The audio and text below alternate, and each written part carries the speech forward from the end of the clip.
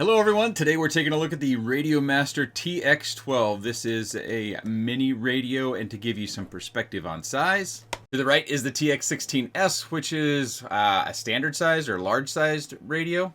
It's substantially bigger and thicker. So if you like small radios, RadioMaster has the TX12 for you. Before we get to the features, let's take a look at some accessories they sent along as well. Okay, we're kind of zoomed in because the things I've got here are really small receivers. So we have the EP1 from RadioMaster, and this would have the antenna on here. I do wish both of these had a boot button rather than a boot pad. Like you see this little pad, the top pad by my thumb. Sorry, I had that a little bit out of shot. So if you had a flash go wrong, which doesn't actually happen all that much, at least from the comments that I have from videos and the help that I've been providing others, it's usually about picking the right target. Even when you flash the wrong target, sometimes the flasher stops you from making that mistake. So less of an issue now. So that might be something that I'm just, because I got started early, I have a little bit of bias. But so I think you have to jumper this pad with this pad, and by jumper I mean you solder a wire or create connectivity between those two in order to get into DFU or boot mode. But the EP1 has a traditional receiver with a micro UFL. It does come with a little piece of heat shrink that you can put over the top to protect it from your rest of your components. This is the classic. This is the one that I kind of use the most. This is the RP1. Sorry, I think I said EP, and that's RP1. EP2 here. I keep saying EP, but it's an RP. It's printed right on here. Why can't I get that right? It's just my brain keeps wanting to say EP because I've been using a lot of those, I think. So this one's not quite as small as the smallest of receivers that we've seen out here. And to give you some perspective, this is kind of the classic smallest receiver that we've been seeing. So it's a little bit longer. One of the things they did, because they made it a little bit bigger, is the heat dissipation should be better. I don't know if heat dissipation is an actual problem or if that's a perceived problem. I haven't had any issues with my receivers dying sitting on the bench powered up for lengths of time that I have needed to. But maybe they have found that there is an issue with heat, whether it comes to telemetry or range, that a little bit of a larger receiver will help dissipate more of that heat and therefore improve the performance that you do have. Note that the RP1 has the little LED right up here, so that's handy. So you don't, I've oftentimes found that these are on the bottom, so when you're doing your connectivity for binding, you know, it's flashing, and it's flashing off of my all-in-one flight controller. So that's kind of nice that they relocated that to the top. Just kind of give you a little bit of perspective here. Sorry I'm having such a tough time keeping it directly in shot. Nice little silk screen on there. I think that's probably one of the best silk screens I've seen on this size of receiver. Of course, they have that little bit of extra space, so that is an advantage there as well. Let's cover a couple of other things, and then we'll get back to weighing those little guys up, because if you're a micro guy, especially a whooper, you might be interested in the weight. Of course, this is the one we classically use in whoops, and it's going to come in slightly more than the one I showed you previously because it's just physically bigger, but it'll be a minor difference. They also have these switch covers that come in various colors. Of course, I got blue, and just to go through them real quick, we've got turtle, buzzer, arm, flight mode or F mode, D/R on this one, timer, gear, trainer, throttle cut or T cut. This one is blank, nothing on this one at all. Flap and idle. They also have shorter versions of this, which I did not get out because I think I'm going to use the longer versions that you can put on this radio or other radios with, of course, traditional switches. If you got buttons, they do have a new button for the TX16 series. This is a momentary button, so if you're looking for a button rather than a switch, you can get this and install it in your TX16S, although I don't think there's any round spots this natively fits in, so it might take a little bit of DIY to make this work. Also, they have a new strap, and I will say that this neck portion is much thicker than I find on other straps that don't have a big traditional sponge on them. And then it has kind of a dual lead off of here in order to be able to change the height. And then the clip here, I would prefer to have the clip that kind of, they go over one another, so they kind of both look like this instead of this pull down, and then they kind of clasp together. That's the kind I prefer, but I don't oftentimes use clips. But when I use a clip in general purposes in life, I prefer to stay away from these unless it's something very, very light. I would rather have the two C clips that kind of slide together over it. But this should do the job. It's pretty standard in this hobby, and that's what they have on this particular one. They also have this, I believe this is to go around the neck strap to provide a little bit of extra cushion. There's something cushiony inside here. I know it feels gel packed is what it feels like, but until I tear it open, I guess. I wouldn't necessarily know, but obviously it's branded, it's red, may come in other colors, and it's got Velcro in order to run that strap around the neck portion of the neck strap. Okay, the RP1 receiver weighs 2.31 grams, and the RP2 weighs 0.57 grams, and the smaller comparison weighs 0.43 grams, so, or 0.45. So very little difference between those two, but a touch, just as we suspected. Okay, back to the TX12. Obviously, we have Edge TX on here. We have a little hook there that we can put our lanyard in. Hall effect sensor gimbals are kind of standard for the most part, except for on some extreme radios. And quite honestly, Hall effect gimbals used to mean a lot more than they do. It's not that they aren't bad. It's just, it's kind of become a standard. So if you don't have that, I would shy away from that radio. Of course, they use the roller technique on their radios over here. We've got trim switches, all the typical switches. One of the things they say they improved are the sliders. It's very difficult for me to tell the improvement in the physical hardware.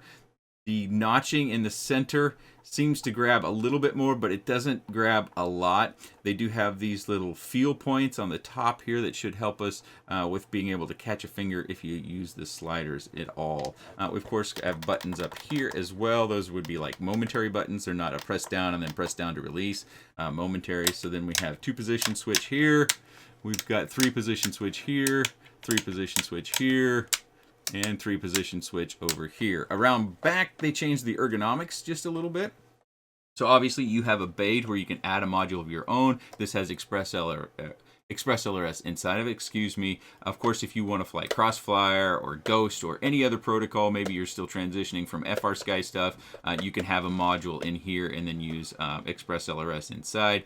These are larger than we've seen in the past, but these are just part of the same material that the rest of the radio is made of. And we also have a hinged handle up here as well. The antenna does remove, which for packers or people who might pack to fly is a good thing, and it's also flush mounted, so you don't have any part of the antenna sticking out. But remember to reconnect your antenna before you power this guy on, because no antenna and power, that's bad. Let's take a quick look inside Edge TX, which is taking over the FPV hobby because OpenTX moves so slowly. Switch warning. Yes, switch warnings. We must have all of our switch warnings. I do approve of their LED color, which I'll call that blue, but it's more of a purple depending upon how the camera's picking it up. We see these two hex heads right up here. Those I asked about, those actually cover changing the travel limits. So it would actually, from the default, which we have here, decrease the amount that the gimbals would travel. I don't use that stuff. My understanding is some of the racers possibly do, but it seems like we could counter that with rates as well. But, you know, to each their own. I won't say what I would recommend because I just don't use those. But don't think that those are spring tension adjustments. Those actually have to happen inside. We have to open it because we don't have access back here. So if you need to adjust the spring tension, which is pretty good, but I like it almost sloppy. This one on the left, I think I could do with that. And again, I like a pretty loose gimbal. The one on the right, no, it's flyable. I wouldn't complain about it. I flew it this way. So yeah, not bad, not bad. Speaking of flying it, let's take a quick look at flying that I did with this little guy. This is a build from Jack's 3D Printing. It's called the Rocket Race, although I would recommend a more flexible frame for building purposes in the Star-Lord. And you can see I've got my little EP receiver right down there below the canopy. JacksThreeDPrinting.com is where you can get this frame canopy. For a time, he also carried the parts to build this completely out. But again, I would recommend the Star-Lord just because its build flexibility is better. I like this one more because it's smaller. But anyways, let's take a look at that flight. This is my proof of concept. Yes, I did use it. I did fly with it. At least once, right? Once in this video. Well, as it turns out, I actually had to do my stick cam here several times. Temperature had to have been like 101, 102 degrees. And normally my audio camera that sits right next to me in the flight, so you can tell how loud a quad is or how quiet a quad is, it sits on the table right next to me out there in the sun underneath the pergola. But with it in the direct sunlight and the high temperature, and it's an old cell phone. It's an old Samsung Galaxy 6 or something like that. Because it's all those factors, it kept shutting off mid-flight. And so that I'd go back inside and I'd let it cool down. I'd come out and I'd try again. But after a couple attempts, I kind of just gave up the ghost and was like, okay, I got to get my regular cell phone out and I'm going to put it over here underneath what we're calling the cabana, kind of the outdoor cook space. And I'm going to put it in the shade and I'm going to record. And finally, I was able to get 3 full recordings of my flight audio so that I could blend that in. And that is what you're hearing. Typically, I use that on my review videos, well, pretty much all the time. I think it adds a lot to it. It also gives you the other data points of sound when it comes to judging a quad. But obviously, I've included the picture of the stick cam down there with the TX12. Started off where it was a little bit higher. You can tell that I don't use a neck strap and that I sit to fly. So if you find that maybe you aren't as successful or as comfortable as you want to be and you're standing, try sitting down. I can fly standing up. I just struggle with my balance. I guess I just don't have that good a balance or something. I get disoriented a little bit. I feel like I'm concentrating kind of equally on flying as well as staying on my feet when I try standing up. So I just take it easy and I sit down and relax and fly. So therefore I don't need a neck strap, and the controller just kind of sits in my lap. At least part of it does. I've got my ring finger and my pinky finger kind of hooked around the back, and then my index finger and thumb, of course, are pinching on the sticks, and I use my index finger on the very right-hand side to disarm pretty quickly, with micros and the small ESCs. If you crash and you go down on the grass and your air mode is on and it's trying to spin and it can't spin the props because of grass or whatever debris you might find, we got to disarm. So I have gotten accustomed at disarming very quick by just flicking that right index finger straight forward. But I don't think we need to see the full flight, do we? Maybe that makes the video more entertaining or fun. Maybe we should just let it run out. I did mention it already, but I'll reiterate it in case somebody scanned through and happened to be just watching this part of the video. This is the Rocket Race 2S edition from Jack's 3D Printing. I showed it back in the right before we launched the stick cam video, so if you're wanting to see what I'm flying, you can just scroll back a little bit on the timeline on the video to get a good image of it. But even though it's hot and we're flying analog, I'm having a good time and having a lot of fun. And using the TX12, while it probably won't be my everyday driver, it is a radio that I can use. But it's also an item where you should probably get your hands on it before you decide, if you can get your hands on it before you decide, because our hands are all different. Lengths of our fingers, the flexibility of all those joints, they're all different. So you're probably best off with any radio getting your hands on them before you actually decide whether you should purchase or not. But if you don't have that opportunity, I've done what I can to show you it in action.